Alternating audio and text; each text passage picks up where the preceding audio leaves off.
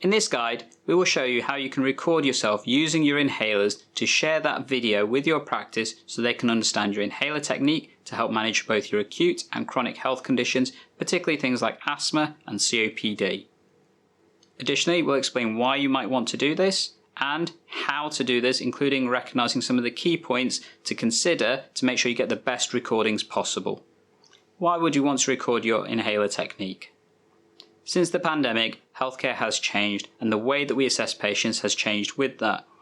That and the increased use of technology means that we can actually look at videos seeing patients' inhaler technique to help understand how effectively they're using their inhalers. This brings benefits of not having to expose patients unnecessarily to infection control risks of having to come to our practice, as well as safeguarding our staff. It allows remote working, which can mean continued access.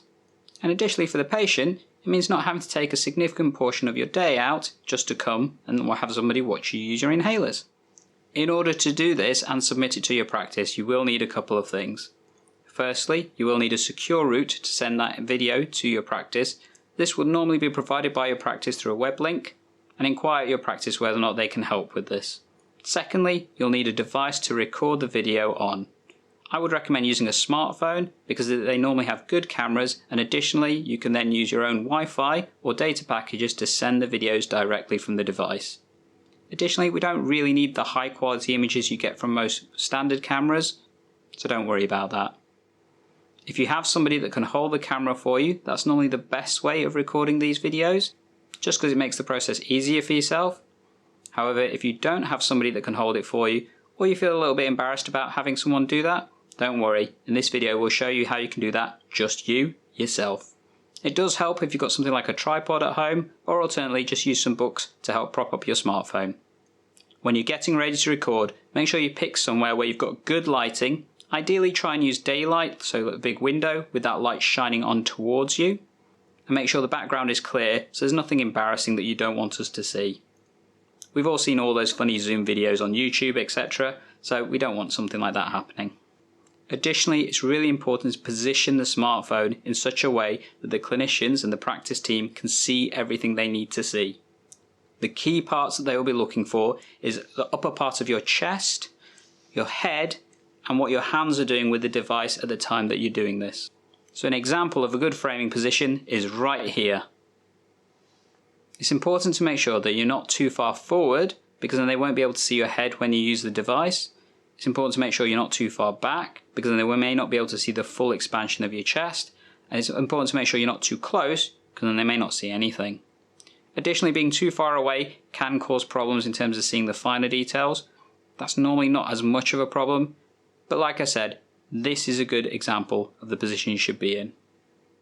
An important step to do once you've recorded the video is just to check that the video is suitable and you can see these key points.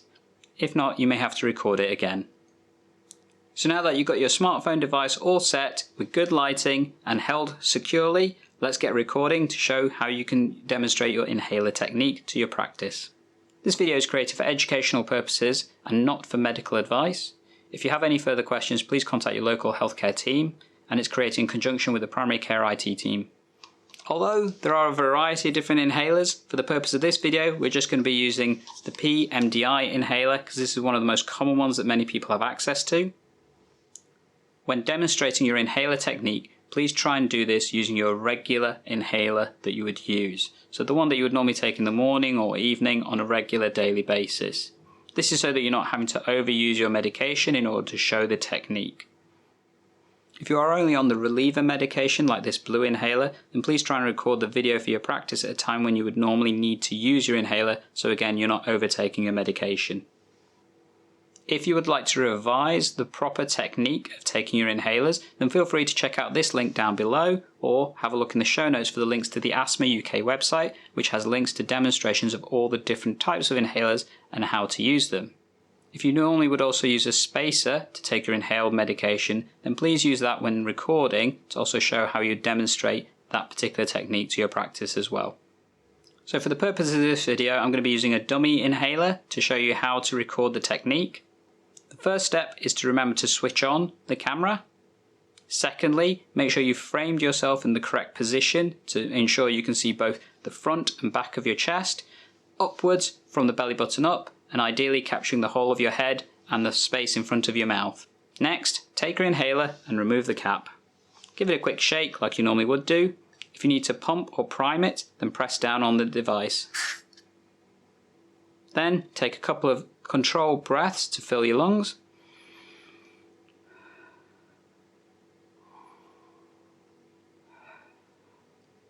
Then place the inhaler in your mouth, press down on the button and take a controlled breath in as you press down on the button. So let's do that now.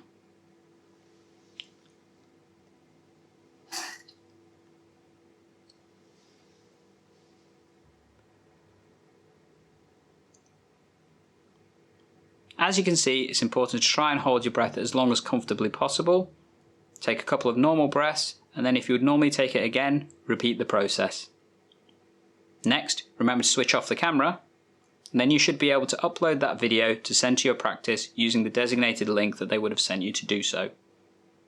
If you found this video useful, please leave a like down below to let us know that this has been effective content for you. Additionally, you may want to check out this video that shows you how to record using your peak flow monitor device that you can send to your practice, or alternatively, YouTube's probably recommending another video right here for you to have a look at.